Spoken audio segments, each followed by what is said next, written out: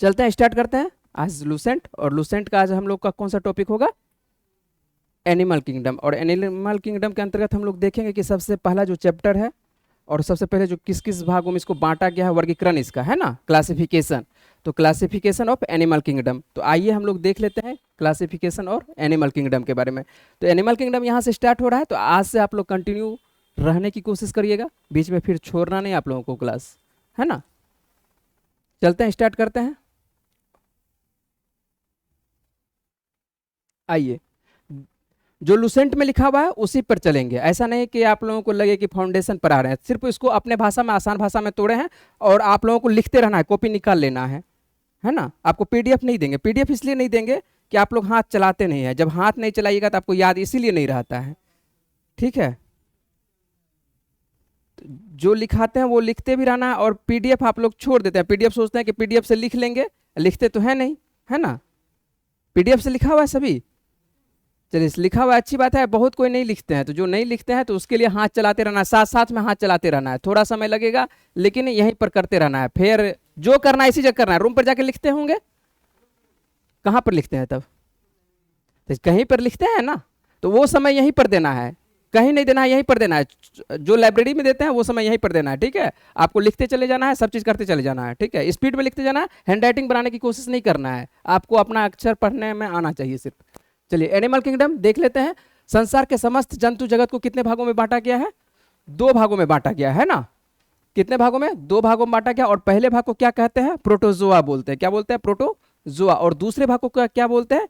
मेटोजोआ बोलते हैं। सबसे पहले तो ये आना चाहिए आसान भाषा में कि जंतु जगत को जो है कितने भागों में बांटा गया है? 2 भागों में बांटा गया है। सबसे पहला प्रोटोजोआ और दूसरा क्या है? मेटोजोआ। हाथ स्पीड में आपको जब तक में हम बोलेंगे तब तक में आप लोगों को लिख लेना चाहिए, है ना।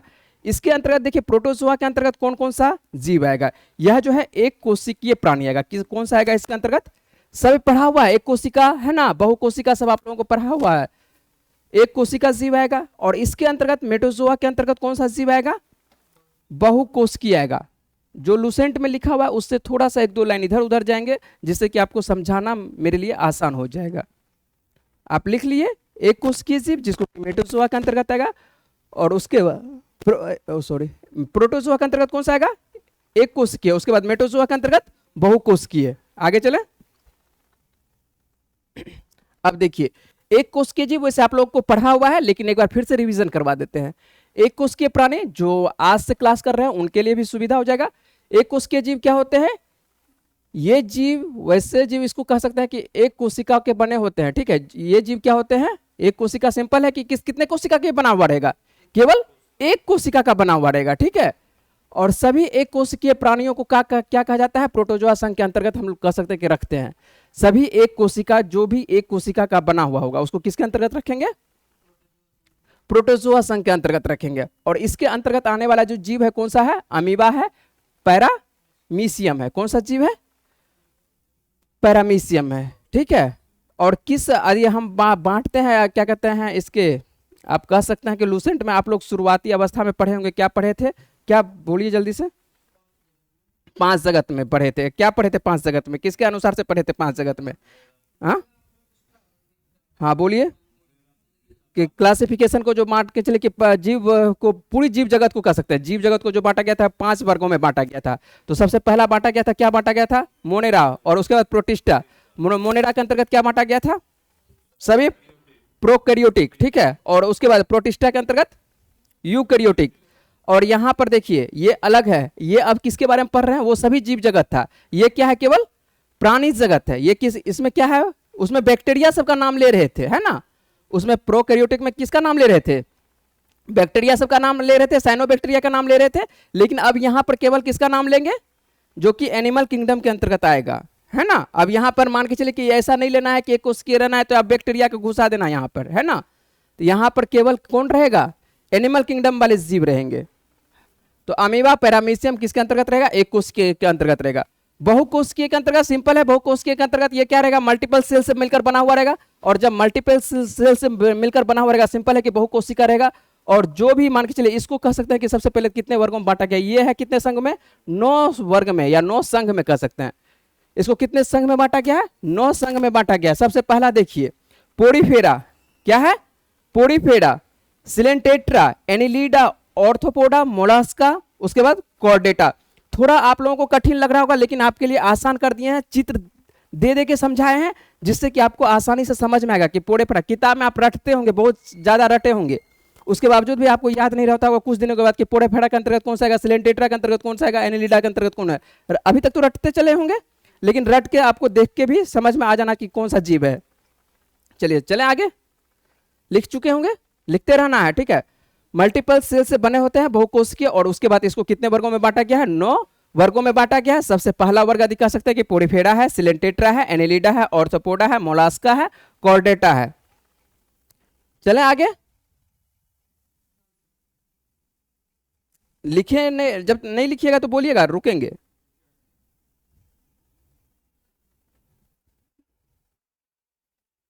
हाँ चलाना है, स्पीड से लिखते रहना है, ठीक है। और यहाँ पर ही फेर करते चलना है, ऐसा नहीं कि आपको इसके लिए फिर से लिखना पड़े, क्योंकि फिर से आप लोग समय देते नहीं है, सोचते हैं कि लिखेंगे लिखेंगे आज का कल, कल का परसों, इस आशा में आप लोग रह जाते हैं। तो साथ साथ करते रहना है फेयर होमवर्क जो करना है।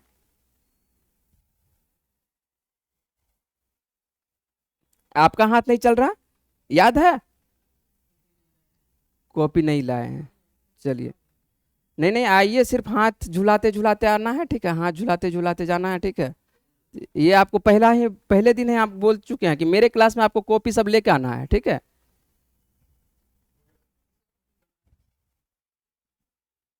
चलिए आगे हम लोग चलते हैं, ठीक है, देखते हैं क्या लिखा हुआ है। जंतु वर्गीकरण में जो है जीवों का संघ, ठीक है, इसको फैलम भी बोलते हैं, इसको क्या कह सकते हैं? जंतु वर्गीकरण में जो जीवों का संघ जो है या बांटा गया है, और बहुत सारे जीवों को जो है समान गुणों के आधार पर एक स्थान पर रखना क्या हो सकता है, कह सकते हैं, इसको संघ कहलाता है। संघ जो मान के चले कह सकते हैं कि एक जीव जैसे एक रंग रूप वाले को क्या कह सकते हैं, एक जगह रखेंगे, ठीक है। तो इस जगह जो है अलग अलग वर्गों में बांटा गया, कुल कितने वर्गों में बांटा गया है? 9 वर्ग में। वही चीज को लाइन से फिर से लिखे हैं कि जंतु वर्गीकरण को जो है इसको फाइलम बोलते हैं, संघ को यही कह सकते हैं। संघ को आपको रहेगा कभी कभी इंग्लिश में नाम रहेगा कि फाइलम में बांटा गया, तो फाइलम मतलब वही 9 संघ में बांटा गया है। और सबसे पहला संघ में कौन सा रहेगा? अब देखिए, अब प्रोटोजोआ आ गया, अब आ गया, क्या आ गया? प्रोटोजोआ। प्रोटोजोआ सबसे पहला है, कौन सा? एक कोशिकीय या बहुकोशिकीय? एक कोशिकीय। और एक कोशिकीय के बाद ये सब जो सब है ये क्या है? बहुकोशिकीय है ना। तो कुल देखिएगा कितना पुट जाएगा, लगभग 10 के आसपास हो जाएगा प्रोटोजोआ को मिलाकर। तो प्रोटोजोआ आएगा, उसके बाद पोड़ीफेरा आएगा, सिलेंटेट्रा आएगा, प्लेटीहेलमिन्थेस आएगा, एस्केलमेंथिस आएगा, ठीक है। उसके बाद एनिलीडा आएगा, ऑर्थोपोडा आएगा, इकाइनोड मेडेटा आएगा, ठीक है। उसके बाद मोलास्का आएगा, कॉर्डेटा आएगा, ठीक है। तो ये आपको कुछ कुछ नाम उस जगह नहीं लिखा हुआ था, यहाँ पर आपको जो है सभी नाम लिखा हुआ है। इसके बारे में एक एक करके सबको पढ़ेंगे। सबसे पहले किसके बारे में? प्रोटोजोआ। प्रोटोजोआ के बाद पोड़ीफेरा, पोड़ीफेरा के बाद सिलेंटेट्रा, सिलेंटेट्रा के बाद प्लेटीहेलमिन्थेस, उसके बाद एस्केलमेंथिस, ठीक है।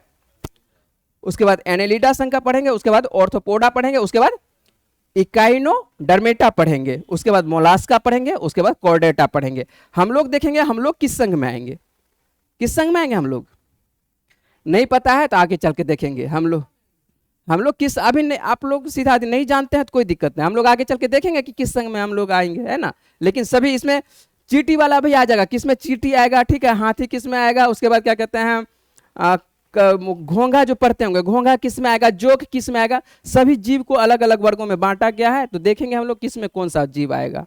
ये परीक्षा में बहुत ही ज्यादा पूछा जाता है और लड़कों से जल्दी नहीं बनता है ना, तो ध्यान रखना है, लिखते चलना है जल्दी जल्दी। क्या लिख लिए? चलिए कोई दिक्कत नहीं, वैसे लिख लीजिएगा बाद में, ये वैसे फिर से आपको लिखवाएंगे, टेंशन नहीं लेना है। आगे चले, सबसे पहले वर्ग पे आते हैं, एक एक करके आप पढ़ेंगे, है ना, एक एक करके पढ़ेंगे। और लूसेंट में भी देखते चलेंगे कि लूसेंट में क्या लिखा हुआ है। लूसेंट में हल्का सा कठिन भाषा में लिखा हुआ है, जो कि आपको आसान से, पेज नंबर बता दीजिए, कितना नंबर पेज पे है? 379 पे। चलिए ठीक है, चलिए देख लेते हैं, उसके बाद हम लोग देखेंगे कि किताब में क्या लिखा हुआ है। चलिए आते हैं प्रोटोजोआ। सबसे पहला लिख लीजिएगा प्रोटोजोआ। और प्रोटोजोआ है पृथ्वी की उत्पत्ति के समय सबसे पहले पाए जाने वाले जीव हैं। क्या है? प्रोटोजोआ क्या है? पृथ्वी की उत्पत्ति पर सबसे पाए जाने वाले क्या है, ये जीव हैं। और प्रोटोजोआ शब्द जो है किसके द्वारा दिया गया था, तो जर्मन जीव विज्ञानी है जॉर्ज ऑगस्टस, ठीक है, या गोल्डफस कह सकता है, जॉर्ज ऑगस्टस गोल्डफस इसका पूरा नाम है, जॉर्ज ऑगस्टस गोल्डफस, जिसके द्वारा क्या नाम दिया गया था, प्रोटोजोआ नाम दिया गया था। और उन्हें इन्होंने जो है 1800 कब 18 में इस शब्द का प्रयोग कर सकते हैं कि किया था, ठीक है, 1818 में जर्मन वैज्ञानिक थे जॉर्ज ऑगस्टस, और इसके द्वारा प्रोटोजोआ शब्द का नाम दिया गया था। प्रोटोजोआ क्या आते हैं, विशेषता पर बात करते हैं, तो प्रोटोजोआ की क्या क्या विशेषता है, तो प्रोटोजोआ जो है एक कोशिकीय, सिंपल है, ये तो पहला ही है, एक कोशिकीय वर्ग में बांटा गया है ना। प्रोटोजोआ जो है एक कोशिकीय और यूकैरियोटिक या कौन सा, प्रोकैरियोटिक, आप बताना है, यूकैरियोटिक या प्रोकैरियोटिक, पहले लिखने से पहले एक चीज बताना है, जल्दी से बताना है, कौन आप बताइए, प्रोकैरियोटिक या यूकैरियोटिक, कैसे प्रोकैरियोटिक होगा,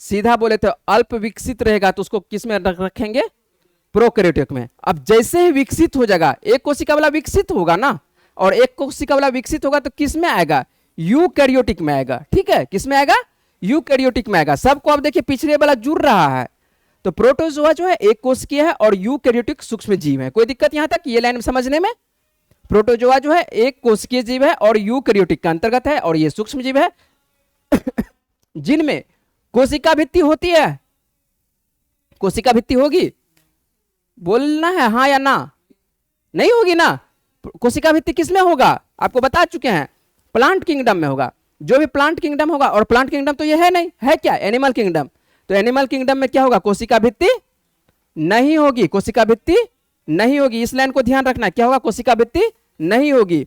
और ये जो है विषम पोषी होते हैं, खाना बना सकते हैं अपने से, नहीं बना सकते हैं, है ना तो विषम पोषी होते हैं, जिसका अर्थ होता है कि वे अपना भोजन जो है स्वयं बनाने के बजाय पर्यावरण से लेते हैं। सिंपल सी बात है कि ये दूसरे पर आश्रित रहेंगे, अपना भोजन बनाने के इसके पास क्षमता नहीं रहेगा। और इसमें उत्तक और अंग नहीं पाए जाते हैं। क्यों नहीं पाए जाते हैं उत्तक और अंग, ये बताइए जल्दी से। एक कोशिका है और आपको बताए थे कि उत्तक कब बनता है, जब बहुत सारे कोशिका मिलते हैं तब क्या बनता है, उत्तक बनता है। और जब मान के चलिए कि बहुत सारे उत्तक मिलते हैं तो क्या बन जाता है, अंग बनता है ना। तो इस तरह से यहाँ पर तो एक कोशिका है, तो एक कोशिका है तो सिंपल सी बात है कि यहाँ पर उत्तक और अंग नहीं पाए जाएंगे, है ना। और यह जो है जलीय जीव होते हैं। ये कहां पर अधिकांश दिखाई पड़ेंगे, जल में दिखाई पड़ेंगे। कोई दिक्कत यहां तक समझने में, बोलना है, यदि समझने में दिक्कत है तो हम फिर से बात करेंगे। एकदम रट लेना है, क्लासरूम में ही रट के लेना है, थोड़ा समय लगेगा मानते हैं, लेकिन फिर से नहीं पढ़ना है ना, याद रहेगा। एक बार फिर से लेते हैं। प्रोटोजोआ जो है पृथ्वी पर सबसे, कह सकते हैं कि जब पृथ्वी उत्पत्ति होती है तो सबसे पहले कौन सा जीव दिखाई पड़ते हैं, जब जीव की उत्पत्ति होती है तो प्रोटोजोआ संघ दिखाई पड़ते हैं। और इसका शब्द कह सकते हैं या इसका खोज कह सकते हैं कि किसके द्वारा किया गया था, जॉर्ज ऑगस्टस गोल्डफस के द्वारा किया गया था। और कब, लगभग 1800। डेट आप लोगों को वैसे नहीं पूछेगा, इसके अंतर्गत नहीं पूछेगा, किसके अंतर्गत, साइंस के अंतर्गत आपको डेट नहीं पूछेगा। डेट आपको पूछेगा किस परीक्षा में डेट पूछता है आप लोगों को, लेकिन वो हिस्ट्री, ज्योग्राफी और सब जो है उसके अंतर्गत पूछेगा। तो यहां पर आते हैं, लेकिन आप लोगों को जानकारी रहना चाहिए। तो 1818 ईस्वी में, और प्रोटोजोआ जो है एक कोशिकीय जीव है और यूकैरियोटिक के अंतर्गत आते हैं, और सूक्ष्म जीव है। इसको आंखों से देख सकते हैं, आंखों से देख सकते हैं, संभव ही नहीं है एक कोशिका वाले को आंखों से देखना। इसके लिए हम लोगों को क्या जरूरत पड़ेगा, माइक्रोस्कोप का जरूरत पड़ेगा, है ना। और इसमें कोशिका भित्ति नहीं पाई जाएगी। सिंपल है, कोशिका भित्ति क्यों नहीं पाई जाएगी, पिछला वाला जोड़ना है, क्योंकि प्लांट किंगडम क्या होगा, प्लांट किंगडम में कोशिका भित्ति होती है ना। तो प्लांट किंगडम यहां पर देखते हैं तो ये है नहीं, ये आता है एनिमल किंगडम के अंतर्गत। तो एनिमल किंगडम में यहां पर आएंगे तो ये क्या कर सकते हैं, यहां पर नहीं रहेगा। क्या चीज, प्लांट किंगडम के अंतर्गत ये तो है नहीं, एनिमल किंगडम के अंतर्गत है। जब एनिमल किंगडम के अंतर्गत है तो ये कोशिका भित्ति यहां पर नहीं पाई जाएगी। और विषम पोषी होते हैं, जिसका अर्थ है कि वे अपना भोजन स्वयं बनाने के बजाय पर्यावरण से लेते हैं, या कहीं ना कहीं किसी दूसरे पर आश्रित रहते हैं। और इसमें उत्तक और अंग नहीं पाए जाएंगे, क्योंकि कोशिका क्या होती है, एक कोशिका की होती है, सिंपल सी बात है। और ये जो जीव दिखाई पड़ेंगे कहां पर दिखाई पड़ेंगे, ये लगभग जल में दिखाई पड़ेंगे, इसलिए इसको जलीय जीव कहा जाता है, ठीक है। और हम लोग जो है अब एक एक के बारे में पढ़ेंगे। पूरी क्या कहते हैं, प्रोटोजोआ के अंतर्गत कौन कौन सा जीव आता है ना। तो कौन कौन सा जीव आता है, हो सकता है कि किताब में यहाँ पर सिर्फ आपको ऑप्शन देके निकाल दिया हो, है ना। लिखा है किताब में, देख लेते हैं, नहीं लिखा है, लिखा है अमीबा, चलिए देख लेते हैं, बाद में देख लेंगे, ठीक है। आइए, और अमीबा के बारे में आप लोग कुछ ना कुछ पढ़े हैं, पहले ही आपको पढ़ा चुके हैं, है ना। आइए देख लेते हैं क्या क्या हम लोग पढ़े हैं और कुछ क्या पढ़ा हुआ मिलता है कि नहीं मिलता है। अमीबा जो है क्या है, प्रोटोजोआ संघ के अंतर्गत आएगा। अब याद रखना है अमीबा किस संघ के अंतर्गत आएगा, प्रोटोजोआ संघ के अंतर्गत है। अभी तो एक ही पढ़े हैं तो एक ही याद रखना है, ठीक है, प्रोटोजोआ संघ के अंतर्गत आएगा। और यह क्या एकल कोशिका होती है, सिंपल सी बात है, पहले ही बता चुके हैं, प्रोटोजोआ जो है एकल कोशिका होती है और भोजन को पकड़ने और निगलने के लिए पादाब का उपयोग करते हैं। क्या चीज का उपयोग करते हैं, पादाब का उपयोग करते हैं, ठीक है। इसको क्या बोलते हैं, स्यूडोपोडिया बोलते हैं। क्या बोलते हैं, स्यूडोपोडिया बोलते हैं। इंग्लिश में यदि लेते हैं तो स्यूडोपोडिया बोलते हैं, है ना। इसी को हिंदी में क्या बोलते हैं, पादाब बोलते हैं, है ना। देखते हैं कि पादाब क्या होता है और इसके बारे में पहले देख लेते हैं। अमीबा क्या होता है, यह इसका अनिश्चित आकार होता है। क्या होता है इसका, और निश्चित आकार होता है। और यह अक्सर ताजे पानी की सतहों जैसे कि झीलों, तालाबों, नदियों और अन्य गीले क्षेत्रों में ये पाए जाते हैं। तो सिंपल सी बात है, ये तो मान के चलिए जल में पाए जाएंगे और जल में पाए जाते हैं तो ये पाए कहां पर जाएंगे, ये ताजे पानी की सतहों पर पाए जाएंगे जैसे कि झील, तालाब और नदी और क्या कहते हैं गीले क्षेत्र जो भी आपको दिखाई पड़ेंगे आसपास में। और ये भोजन पकड़ने के लिए क्या चीज, इसका सर्वाधिक आपको याद रखना है क्या चीज पकड़ना है, इसको भोजन पकड़ने के लिए क्या चीज का प्रयोग करते हैं, पादाब का प्रयोग करते हैं, जिसको क्या बोला जाता है इंग्लिश में, क्या बोलता है इंग्लिश में भी याद रखना है, क्या बोलता है, स्यूडोपोडिया बोलते हैं, है ना। और इसका आकार निश्चित होता है, इसका कोई आकार नहीं होता है और निश्चित आकार होता है। हो सकता है कि मान के चलिए किसी भी तरह का ये आकार में रहे। और ये क्या होते हैं, झीलों, ये तो आपको आइए ये जो आपको चित्र दिखाई पड़ रहा है, ये क्या दिखाई पड़ रहा है, अमीबा का चित्र दिखाई पड़ रहा है ना, आपको दिखाई पड़ रहा है पीछे से। ये अब देखिए, ये इसका कोई निश्चित आकार नहीं होता, ये जरूरी नहीं है किसी तरह का रहेगा, हो सकता है किसी भी तरह से रह सकता है। और ये देखिए भोजन पकड़ने के लिए कि ये क्या काम करते हैं, पादाब का लिखा हुआ है, क्या लिखा हुआ है, पादाब का प्रयोग लिखा हुआ है। यहां पर देखिए स्यूडोपोडिया लिखा हुआ है। ये देखिए जब क्या होता है, इसके भोजन आसपास में आती है तो ये क्या होता है, यहां आप कहीं पर से ये क्या करता है, मुख को क्या करता है, खोल लेता है। और इसके बाद ये क्या कर लेता है, इसमें समा लेता है, अंदर में कर लेता है। इसके बाद ये अंदर से इधर से क्या कर लेगा, इसको मुख को बंद कर लेगा। और जैसे ही मुख को बंद कर लेगा, ये कहां चला जाएगा, इसके अंदर चला जाएगा। जो भी भोजन इसको जरूरत होगा वो क्या कर लेगा, ये अंदर ले लेगा। और उसके बाद इसमें क्या कहते हैं, इसको पचा उचा लेगा। सिंपल सी बात है ना। इतना ही याद रखना है कि ये अमीबा है और अमीबा क्या चीज का प्रयोग करता है, भोजन पकड़ने के लिए स्यूडोपोडिया के या पादाब, हिंदी में याद रखिएगा पादाब का प्रयोग करता है। याद रहेगा कि नहीं याद रहेगा, चलिए आगे चलते हैं। ये आपको पढ़ा हुआ है।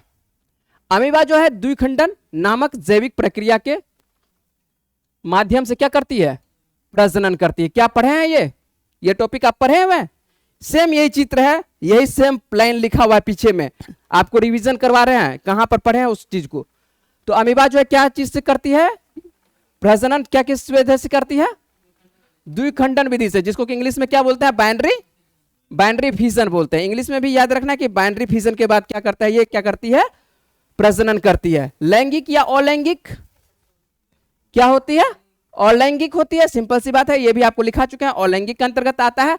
अमीबा का जीवन काल कितने दिनों का होता है, 2 दिन का होता है। कितने दिनों का होता है, 2 दिन का होता है। लेकिन जैसा कि द्विधारी विखंडन के माध्यम से ये दोहराते हैं तो अमीबा को क्या माना जाता है, अमर माना जाता है। इस लाइन को भी याद रखना है।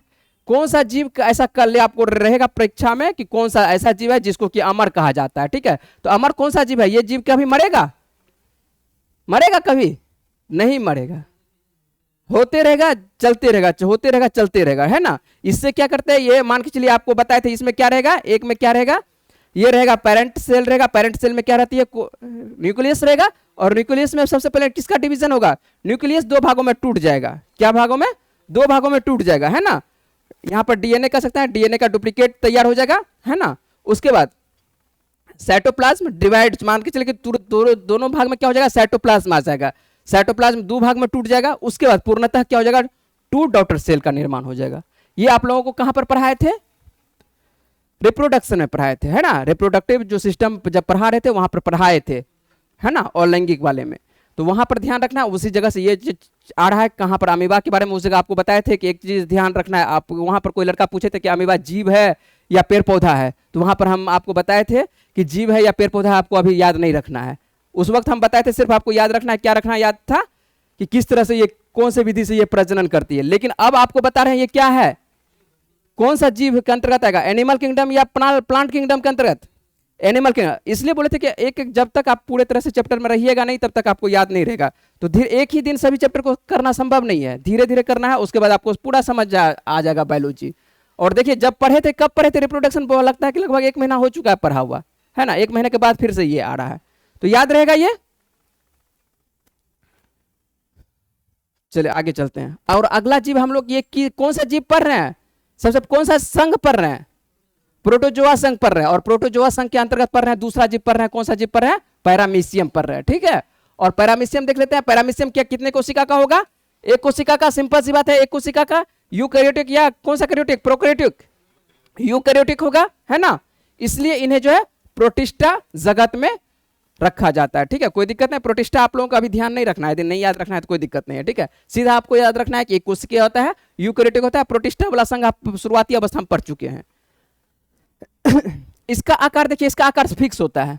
पैरामीशियम का आकार क्या होता है, ये बहुत बार पूछा जा चुका है कि स्लीपर के आकार का होता है। इसका क्या होता है, स्लीपर जंतु किसको कहते हैं, क्योंकि इसका आकार जो है स्लीपर के समान होता है। स्लीपर मतलब चप्पल, है ना, हिंदी में चप्पल कह सकते हैं।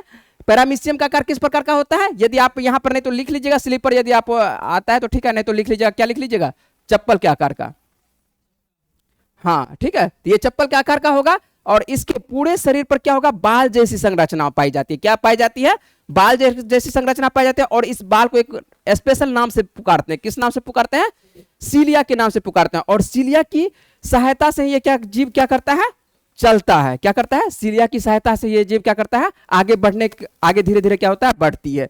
तो सबसे पहले इसमें देख लेते हैं ये कहां पाई जाएगी, ये मीठे पानी में पाई जाएगी, समुद्री और खारे पानी में भी पाई जाती है, सभी जगह ये लगभग पाया जाएगा, ठीक है, नदी, झील, तालाब, झरना जहां है लगभग सभी जगह पाया जाएगा पैरामीशियम, ठीक है। आंखों से ये दिखेगा नहीं दिख पाएगा, क्योंकि एक कोशिका का है, एक कोशिका को देखने के लिए हम लोगों की आंखों में इतना क्षमता नहीं है कि एक कोशिका वाले जीव को देख पाएंगे। इसके लिए क्या चाहिए, फिर से माइक्रोस्कोप चाहिए, ठीक है। तो ये आइए, तो ये याद रहेगा। सबसे पहले आइए एक बार अपने मन से बताइए, क्या कहते हैं, ये कौन सा, एक कोशिकीय या बहुकोशिकीय, एक कोशिकीय कौन से कैरियोटिक में, यूकैरियोटिक या प्रोकैरियोटिक, यूकैरियोटिक में आएगा, ठीक है। और उसके लिए इसका आकार यदि आता है तो इसका आकार किस प्रकार का होता है, स्लीपर के आकार का होता है, चप्पल के आकार का होता है। इसका आकार फिक्स रहेगा। अमीबा का आकार क्या रहेगा, फिक्स रहेगा।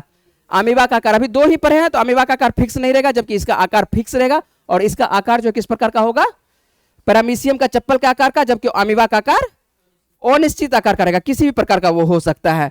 और पैरामीशियम में यदि हम लोग देखते हैं तो पैरामीशियम में हम लोग देखते हैं तो इसके शरीर पर छोटी छोटी क्या पाई जाएगी, बाल जैसी संरचना पाई जाएगी। क्या पाई जाएगी, छोटी छोटी क्या पाई जाएगी, बाल जैसी संरचना पाई जाएगी। छोटी छोटी छोटी छोटी आपको दिखाई पड़ रहा है चित्र में, ठीक है। ये जो आपको किस प्रकार का आकार दिखाई पड़ रहा है, सबसे पहले दिखाई पड़ रहा है किस तरह का आकार दिखाई पड़ रहा है, स्लीपर लग रहा है ना, कि स्लीपर है ना, लग रहा है कि ये पीछे पैर रखता है इस तरह से, है ना, रखने वाला, सेम स्लीपर के आकार का जैसा लग रहा है, ठीक है। और उसके बाद इसके शरीर पर छोटी छोटी छोटी छोटी क्या पाई जाएगी, क्या पाई जाएगी, बाल जैसी संरचना पाई जाएगा। और बाल जैसी संरचना को क्या नाम बोलते हैं, सीलिया नाम बोलते हैं। और इसी की सहायता से ये क्या करता है, चलने की कोशिश करता है, ठीक है, इसकी सहायता से ये चलता है, ठीक है। तो याद रहेगा, ये जो आपको दिखाई पड़ रहा है ये क्या है, पैरामीशियम है। क्या है ये, पैरामीशियम है। तो आज का क्लास रखते हैं यहीं तक। लेकिन प्रोटोजोआ, एक मिनट, प्रोटोजोआ अभी समाप्त नहीं हुआ। प्रोटोजोआ के अंतर्गत हम लोग और पढ़ेंगे, युगलिना के बारे में पढ़ेंगे। लेकिन हम यहाँ पर इसलिए समाप्त कर रहे हैं कि अगला आप लोग वीडियो देखने के लिए आप लोग यहाँ पर फिर से आपको आना पड़ेगा, है ना। चलते हम लोग मिलते हैं कल के वीडियो में।